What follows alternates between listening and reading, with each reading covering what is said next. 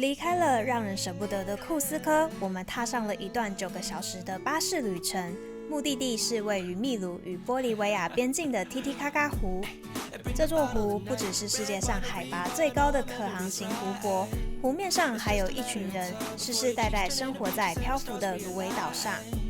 今天我们要去看看他们的世界，体验住在芦苇岛上，了解他们如何用芦苇建造岛屿、房子和船，学习这片湖泊孕育出的独特文化。Hello， 大家早安！今天要出发前往普诺喽。从 Cusco 到普诺开车的话大概是7个小时，那我们是坐 tour bus， 它中间会停留一些景点加吃午餐，总共的话是大概车程是10个小时，感觉很累。那我们就出发喽！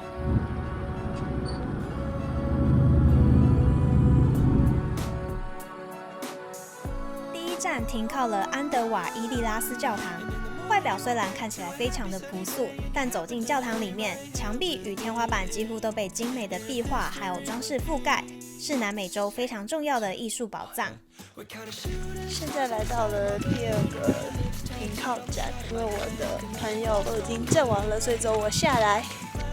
第2站是克拉奇考古遗址，外面一排排圆形石墙是印加谷仓，古代的印加帝国用来储存食物和物资。可以从这里进去，然后都是放像是 dry food 啊 ，dry potatoes、dry cereals。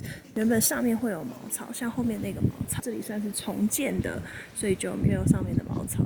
这里就是印加他们的房子，但是只有有钱人才能住。然后这里的房子，他们有的时候也都没有窗户，就是因为这边太冷了，冬天的时候晚上会到零下，所以决定不要建造窗户的结构。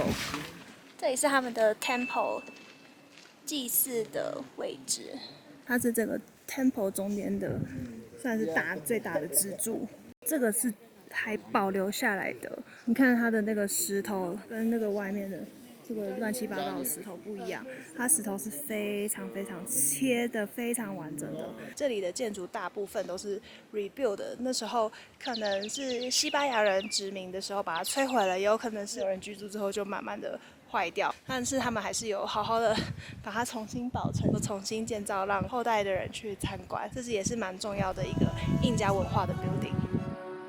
下一站，巴士经过了安第斯山脉的最高点 La Raya Pass。这是 glacier， 但是现在太热了，都已经差不多融化光了。远处的山顶覆盖着冰川，壮丽的高原景色一路延伸。最后一站来到了一个小小的 museum， 它展出了一个文化叫做 Pucallpa。我们之后去的 Puno 是传承这个 Pucallpa 的文化，里面展出了一些他们的农作物啊、陶器、石具，还有2具木乃伊，然后还有一些他们生活过的痕迹。那我们最后一站结束啦，下一站就会到 Puno 市区，那我们等等见。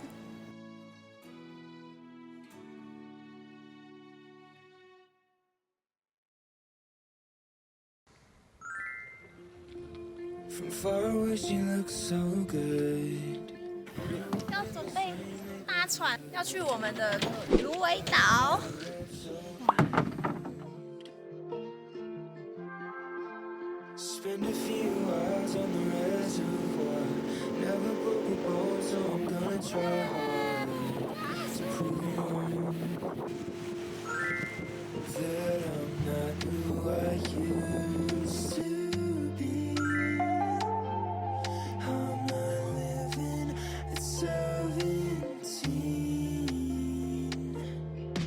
Let's go.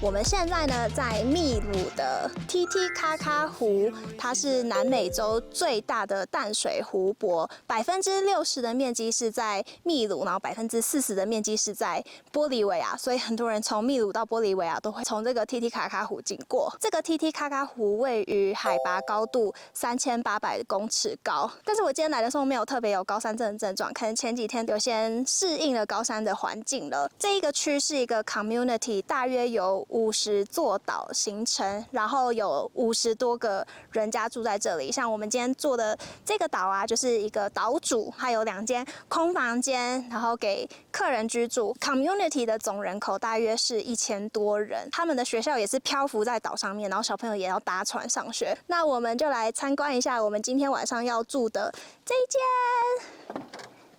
你看它连这个，因为它旁边这个芦苇其实一踩下去就会陷下去，所以他们都会用木头搭成一个桥，然后可以走到房间。那我们就来开箱房间，当然，它有一种印加风格的感觉，像是这种图腾啊，还有床背板，都很有那种印加风格。这一片玻璃，我觉得看夕阳或看日出一定会超漂亮。这里还有一张小床，我觉得它这个床放在这边非常的聪明因为就刚好靠近窗户，看日出日落，然后拍照，我觉得都非常的漂亮。然后我们去看一下厕所，他刚刚有来跟我们介绍一下厕所要怎么使用。它有2个马桶，如果要上厕所上小号的话，要上这个；那如果上大号的话，要上这个。上完之后要把这个土啊，就是把它盖下去。它里面其实是一个塑胶袋，所以到时候会把那个塑胶袋整个打包。洗澡的地方就比较小了。旁边还有一个洗手台。那原来后面还有一个小座位，就日出日落都有大玻璃可以看风景。那楼上还有一个小空间。好，我们现在要去室外走走，因为它除了室内、室外还有一张小床，所以总共有4张床，超级多，你爱躺哪里就躺哪里。我们就出去看看。你看那一位，他已经躺在那边，耶！哇，白天坐在这边蛮舒服的，蛮凉的，心情好好哦。然后其实我们的屋主就住隔壁，所以他算是岛主兼我们的导游。这座岛上啊，除了岛主之外，就只有我跟我朋友那一间2间空房间。他们这边就是这样子，一座岛上面有一个 family， 然后他们有几间房间会租出去给游客。我们等等岛主说要吃中餐，然后下午会有一些认识他们的文化，跟认识他们怎么用这些芦苇做成这一座岛。我们就午餐见。这个就是他们的餐厅。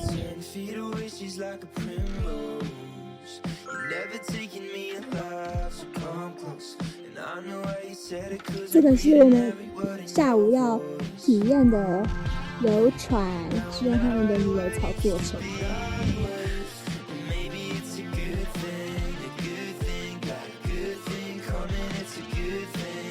这种芦苇船是用 Totora 芦苇制作，几百年来，乌罗斯人靠着它在提提卡卡湖上捕鱼、交通与生活。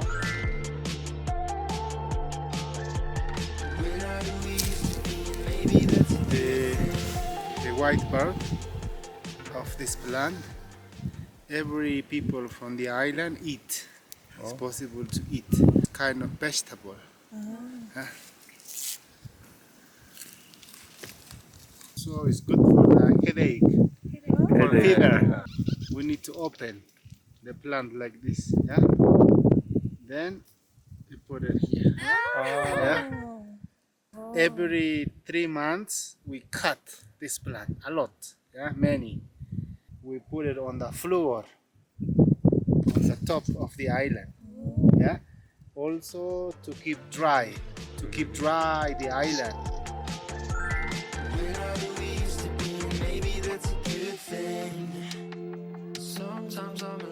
我现在穿的是乌罗斯的传统节庆服饰，鲜艳的刺绣上衣、花朵与几何图案，代表着安第斯文化的特色与生命力。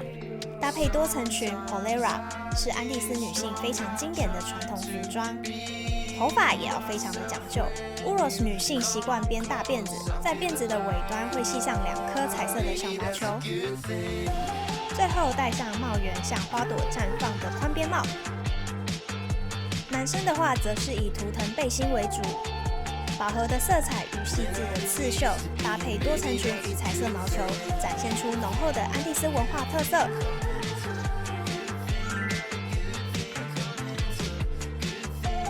我们刚刚就是有去游船，还有体验了他们的传统服饰，深度了解了这种芦苇叫做 Totora。这一整座岛都是用 Totora 组成的，包括刚刚我们搭乘的船也是这边的当地居民会每一年都会趁着水位升高的时候，他们就会去跳到水里面去收集那些 root， 成为了这个岛的 foundation。但是呢，因为Totora会逐年的这样堆高，所以造成体积变重。这些岛啊，就是40年后就不会再使用了，所以他们就会寻找新的 root， 然后再重新盖一座岛。在很久以前，几百年以前，其实是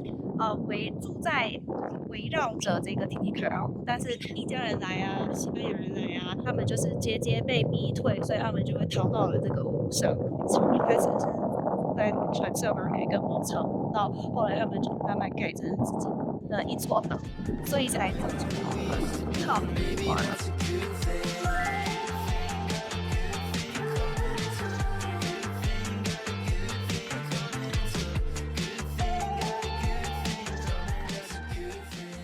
现在我们要去吃晚餐了，其实超级安静的，这个湖也没有太多的灯啊跟光害，所以超级黑。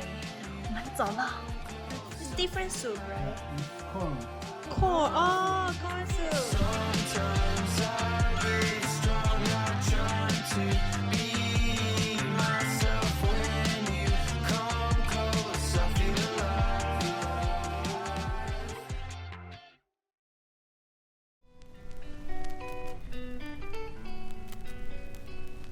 Hello， 大家早安！今天是我在秘鲁的最后一天。其实10天的旅程，说长不长，说短不短，要在这边画下据点了，也是蛮感伤，因为我好想继续玻利维亚的旅程，可惜这次没有时间。我们今天也要 check out 这一间在 Totora 芦苇上的小木屋，这个体验还蛮特别。当地的居民其实也都非常辛苦，他们光是做这一座岛跟盖房子就要花5年，包含花2年去收集这座岛的基地 Totora 的 roots， 然后又要花2年盖房子，每一年又要再收割Totora， 然后去维护它，利用他们的智慧盖房子，整体的生活非常的悠闲。只是有一点要跟大家说，这里实在是太冷了，晚上这个湖面会到零下，然后整个房间都会变超冷，所以羽绒外套一定要带。它床其实也蛮温暖的，然后也有火炉，但还是会觉得有点冷。还有一点，这边风很大，所以这个芦苇岛还是会有一点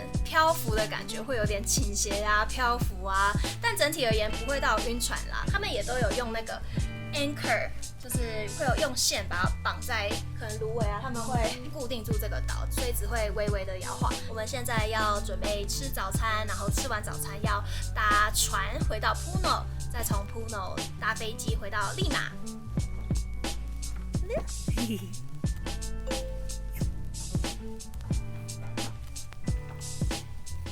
拜拜 ，See you。